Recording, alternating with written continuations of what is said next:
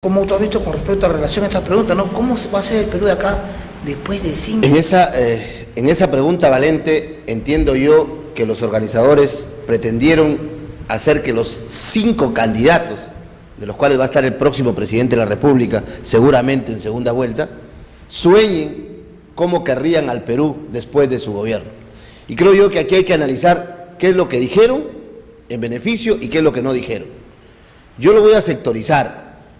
Voy a buscar a un Toledo, a un Castañeda y a un PPK con una idea de lo que significa un país insertado en una economía de mundo, un país globalizado, hablando de un crecimiento del 8%, hablando de un crecimiento basado en la exportación de nuestra materia prima, hablando poco de agroindustria, hablando de lo que significa mejorar sueldos a sectores de la administración pública, hablando de tecnología y educación, pero muy tenuemente, y el otro, conformado por Ollanta y Keiko hablando de la historia de su padre, cómo soñó su padre el país y no cómo lo sueña ella, ¿no? Porque la exposición de ella se basa estrictamente en lo que hizo su señor padre.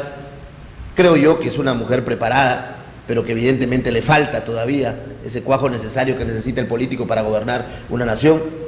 Y un Ollanta que, si bien es cierto, hoy se asemeja más a una derecha, ¿no? Lo cual, si se siguiera manteniendo en su izquierda, fuera perfectamente legal, ¿no? El tema es que ya no sabemos con quién estamos, es mi apreciación personal. No sabemos con quién estamos porque está cambiando y ya obedece a un libreto. Pero cambia ni siquiera de acuerdo a sus propuestas, ¿no? Claro, por eso, es que ahí viene la parte grave, porque tú te das cuenta que se han tocado 3 o 4 preguntas donde le precisan folios de su plan de gobierno y no los toca, porque evidentemente ya hay un abismo de lo que se propuso en el plan de gobierno contra lo que ahora se aconseja para campaña. Entonces, es más o menos como sueñan el país los 5, pero los 5 no me dijeron que soñaban el país descentralizado, por ejemplo. Ninguno soñó a un país que sea más que Lima. Todos han soñado al país mirándolo a Lima, porque nadie me habló de la descentralización como un sueño en los próximos 5 años. Si bien es cierto, ya se está dando la descentralización, pero no se está aplicando y no se está sintiendo sus efectos. Porque como conversábamos hoy por la mañana con Napoleón en una radio, la centralización, cuando uno quiere hacer un trámite en el Ministerio de Economía y Finanzas, dicen, no se puede, es burócrata, y finalmente seguimos sintiendo el letargo que tiene la administración pública.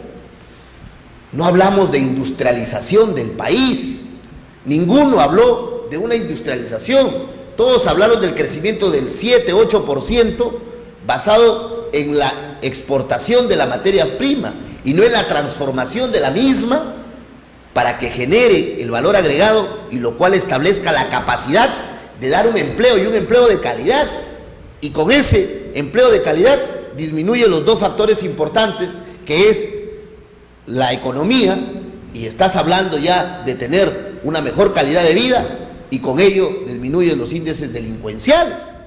Entonces, estos 2 temas, descentralización y lo que significa industrialización, no fueron tocados, y desde mi punto de vista son temas medulares para el desarrollo de un país, para el desarrollo de una nación. Debo finalizar en esta parte de mi intervención que creo que, si bien es cierto, los candidatos han visitado las distintas regiones, algunos las han visitado en campaña. Les hace falta más conocer la región para poderse expresar con referencia a lo que sentimos todos los peruanos, no solo los que viven en la ciudad de Lima. A partir de ahí, creería yo que hubiera mucha más gente que crea que el debate le ha servido de algo. Claro. Otro tema de importancia también es la lucha contra la pobreza. ¿Cómo se va a tratar este tema, ¿no?, en estos 5 próximos años? Ahí hemos tenido la versión de Castañeda, la versión de PPK, la versión de Humala, la versión de Keiko y también la versión de Toledo. Para usted, doctor Napoleón, ¿cuál es la versión más cercana? Amigo Valente, Si queremos nosotros atacar un problema de pobreza y un problema de extrema pobreza, no hay mejor que dar trabajo. La búsqueda del empleo, ¿no? Que seguramente es el tercer punto. Jimmy Silva ha dicho una cosa muy importante. En este tema, 2 de los 5 candidatos trataron el problema agroindustrial. Vamos a fortalecer la agroindustria en el país, pero solamente la agroindustria, que es un solo renglón de la industria nacional. O sea, hay más recursos naturales que seguirán entonces enviándose como materia prima, y eso es lo que no podemos permitir.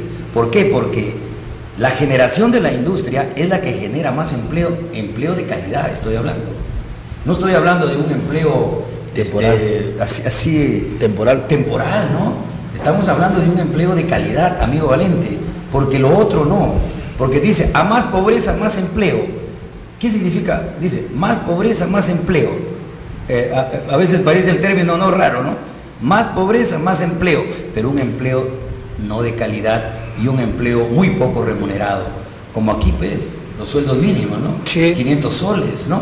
Yo creo que eso no nos va a sacar de la pobreza, ni estoy de acuerdo, discúlpame Valente que te digo hoy día, yo no estoy de acuerdo con los programas sociales, no estoy de acuerdo, nunca he estado de acuerdo, porque los programas sociales muchas veces conllevan a problemas de más pobreza. Mira, en la década del 90, cuando aparecieron Foncodes, Prona, ¿no? Sí. La pobreza se incrementó en el país, la pobreza ha venido a disminuir. Mira, la pobreza en el Perú, antes del 90 era aproximadamente 50 y tantos %. En la década del 90, cuando se incluyen otros programas sociales, la pobreza se incrementa al 57%. Es en los últimos 10 años que ahora la pobreza la tenemos en 34%, el año 2009, en el análisis que se hace. Entonces, ¿por qué? Porque seguramente los programas sociales en estos últimos años han sufrido una modificación seguramente en un compartimiento entre las instituciones, qué sé yo, pero ha habido menos alimentos así regalados. El programa Juntos, yo no lo conozco, pero darle 100 soles a una persona mensual no lo va a sacar de la pobreza ni de la extrema pobreza. Lo va a ayudar a ser más pobre. 100 soles son 3 soles diarios, ¿no? Yo no sé si eso será para un político dar esto, incrementar esto, cuando tú puedes incrementarle sus condiciones laborales. Dale un trabajo, como alguien dijo, ponle algo que él crea que pueda desarrollar. Por lo tanto, los niveles de pobreza, mira, se miden con un índice de las Naciones Unidas, que es el índice del desarrollo humano.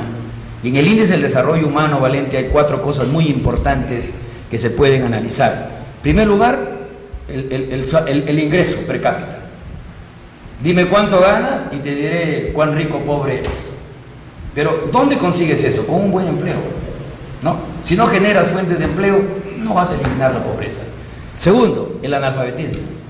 Un pueblo más analfabeto significa más pobreza.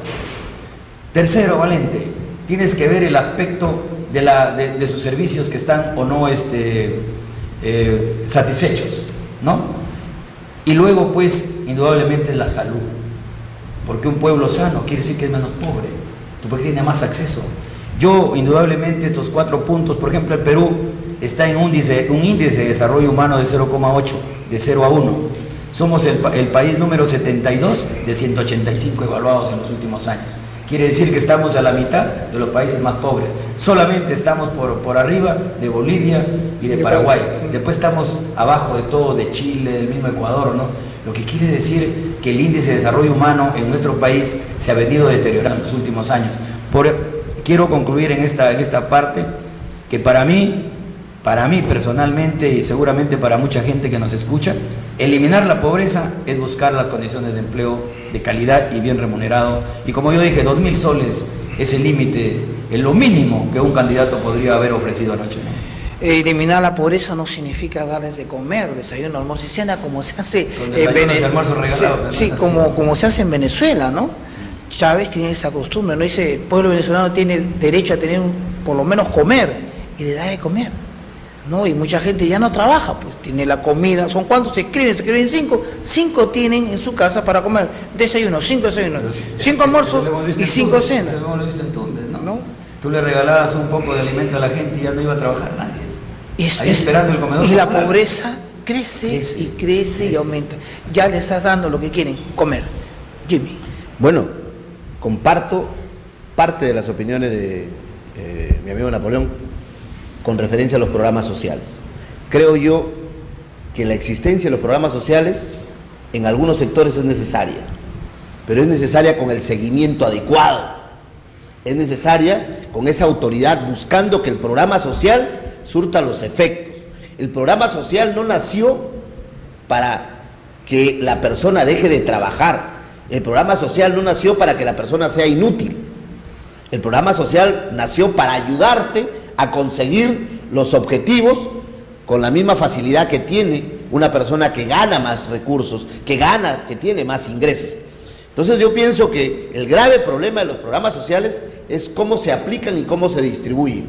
Se benefician los que tienen y los que no tienen, que se benefician, adquieren condiciones de ociosidad, hábitos inadecuados que van en contra del desarrollo de un país. Para buscar eliminar la pobreza, como bien lo han dicho, para eliminar la pobreza y extrema pobreza tiene que haber educación y salud. Con la educación vas a permitir que las personas lleguen a tener los niveles adecuados para poderle hacer frente a los retos de la vida. Ejemplos, aquí estamos. 2 personas que han ido poco a poco capacitándose y están haciéndole frente a la vida. Y la salud va a permitir que con los programas de agua para todos, con los programas de saneamiento básico, físico, legal, hagan que la población pueda buscar mejores condiciones de vida y está a partir de ahí un país posibilitado ¿para qué? Para generar empleo. ¿Cómo? Haciendo que el país venga el capital privado.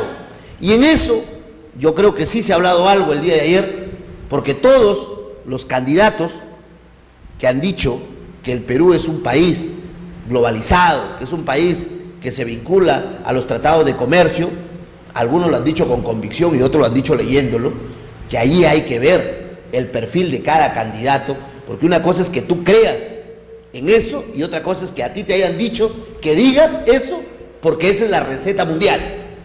Si tú la crees y la aplicas, es porque así va a ser un país en desarrollo. Entonces, a partir de ahí, creo yo que para reducir la pobreza tenemos que buscar que el Perú amplíe su base tributaria, buscar que ese nivel que tiene de crecimiento el Perú se redistribuya de mejor manera. Yo no estoy de acuerdo solo cuando hablas de aumento de salarios para los trabajadores, para los profesores y para los policías, por ejemplo, que evidentemente necesitan un mejor salario, pero todos los niveles de la administración también necesitan un mejor salario.